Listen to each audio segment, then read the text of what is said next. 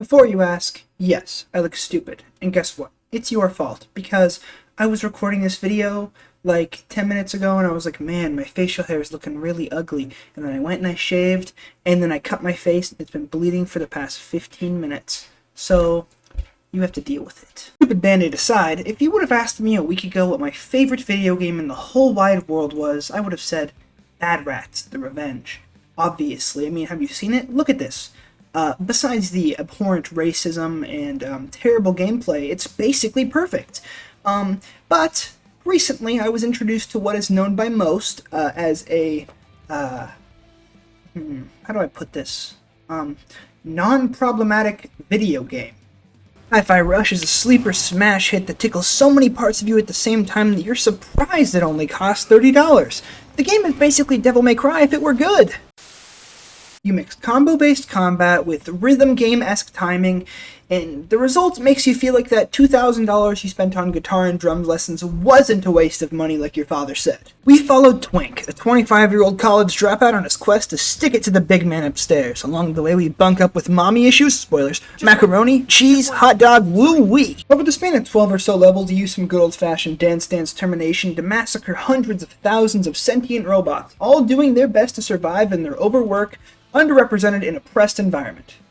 But who cares about all of them? Let's get to the game! HifiRush is a rhythm game first and an action fighting game first and a half, where games like Devil May Cry or Bayonetta overwhelm you with a myriad of varying combos and abilities. HifiRush chooses to instead cut that number of combos down to a more reasonable number. This shifts the skill expression required of the player from memory to timing more than anything, as landing your attacks, dodges, and parries on time with the beat of the background music causes them to become more effective. And yes, you heard me correct, to the beat of the background music. Everything in this game synchronizes to the beat. The environment, platforming puzzles, and even enemies and their attacks always connect with you on the beat. You'll smash your guitar into an enemy on time with the beat and make music, each attack and combo adding a variety of instruments and sounds to the track, which are all phenomenal, by the way. And besides its themes, which I nerd over because I love friendship in video games, this is what I love about HifiRush. There'll be entirely animated cutscenes where you're going about, like anime style, fly through some smoke and come out just in the game, the art style changing, and it's just style that I haven't seen since games like Sunset Overdrive or Persona 5. Woo, Persona 5 fan, ugh. The amount of time I have with HifiRush adjacent projects is relatively low. Didn't play much Devil May Cry or Bayonetta, but a normal level of Hi-Fi consists of platforming through a level, acquiring a smattering of collectibles to act as currency, increasing your health or other things, and fighting off hordes upon hordes of enemies. Combat is split up with little in-between wave animations that show just how much of a dork Twink is. Oh yeah, I should probably talk about the character, huh? This is Chai, aka Twink, and he's at Vandelay hoping to join their prestigious Armstrong program. But when his surgery goes awry, Chai finds himself with the musically inclined powers that I mentioned earlier. Chai has always wanted to be a rock star, and with his garbage guitar, he finally can be like all the great rock stars of legend, by doing the one thing they all do, destroying everything they touch. Not really. Chai makes his way through Vandelay campus, with his goal being to have a musical smackdown with each of its bosses, obtaining their access key, shutting down their evil plot, you know, your basic run-of-the-mill, unlikely band of heroes to save the day. But at the same time, I don't want to spoil anything because the way in which these plot points coalesce and the characters interact is truly amazing. You'll have to see for yourself. Of course, every rockstar needs his easily manipulated, potentially emotionally vulnerable group of roadies. But luckily for Chai, he has the help of Peppermint, Macaron, and Redacted. Spoilers!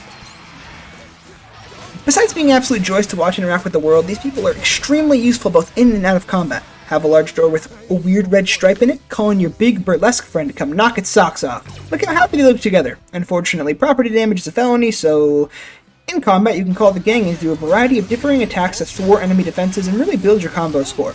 My favorites are jam combos. Summon an ally on the beat that a combo ends, and wazam! Look at that woman murder. Also, I don't really know if the gameplay portrays this too well, but this game is hard as balls. I put on the hardest difficulty, obviously. Does this look like the face of a man who doesn't like it hard? Back to the point. Enemies hit hard here, and the game actively rewards you for staying in a flow state, increasing your damage when you manage to land hits to the beat, and granting energy and health drops when perfectly blocking or dodging attacks. That is something I really enjoy about Hi-Fi. The game wants you to stay on beat, build combos, and shoot for high scores, and every single part of the game urges you to go the mile, rewarding you for performing well, even in the middle of combat. I've been giving the game a relatively high amount of praise, but I do want to be honest during this review. One of the biggest missed marks I noticed were the overall lack of arena diversity. Big fights would have special arenas where you fought a level's boss, and those were great. At one point, there's a Scrooge McDuck-style money bath to fight in, and it's the tits. But when fighting basic enemies, you quickly realize that most fights are usually just circular or rectangular rooms. A small gripe for sure, but one that's still there. Going back and editing this, sorry, you can tell I'm editing because I have my headphones on. I sound like a robot, and I feel so dumb, but it's because I looked through and all my footage looks like ass. Streamlabs, you fucked me! All my fucking game footage looks terrible! Anyway, back to the video.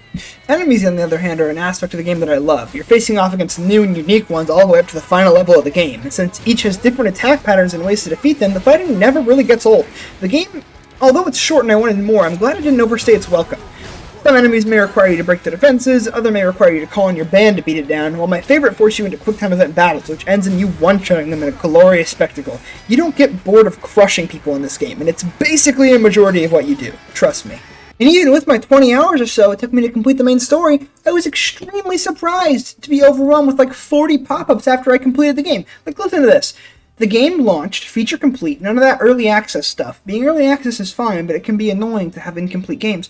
But then, even since then, I'm looking at it, there's been like 6 or 7 post-launch updates that add an arcade mode, a photo mode, costumes to play dress-up in. Like, where the heck was this cringy-ass outfit during my first playthrough? But look, there's a ton of stuff in this game I didn't include. There's the arcade mode, like I said. There's a mode where if you do too shitty, it just deletes your save file. Maybe I'll live stream that or something. There's the epilogue ending of the story. There's tons of stuff that I just missed. And I love that. I love that there's so much more for me to do and I didn't even scratch the surface. But yeah, this game is perfect. If there's one game you play, from a recommendation on my channel, whether it be Castle Crashers or what else have I played? Celeste, that was a good one. Make it this one. It's cheap, the developers put in a lot of effort, and it's so stylish. But yeah, that's basically HifiRush. What else? How you guys doing? I got engaged recently, that's cool. Oh, check this out. Need a reason to subscribe, huh? Say hello to Puddles. Puddles, say hi. She doesn't want to right now. But thank you once again for watching. I wanted to get this video out a little bit faster, and HifiRush smiled at me across the infinite void that is my Steam library. I guess I kind of got lazy and didn't put it out as fast as I wanted to, but I've got a new idea. Be prepared to hear a little bit about somebody called Sniper Wolf and other reaction creators, people who, you know, just sit around reacting to videos. Yeah, I saw a tweet about how stupid it is. 8-minute videos for the mid-roll ads? I think not. Time for Content Cop, maybe. I don't like iDubbbz, really. Either way, thank you so much for watching. I've been musically inept, and I'll see you next time.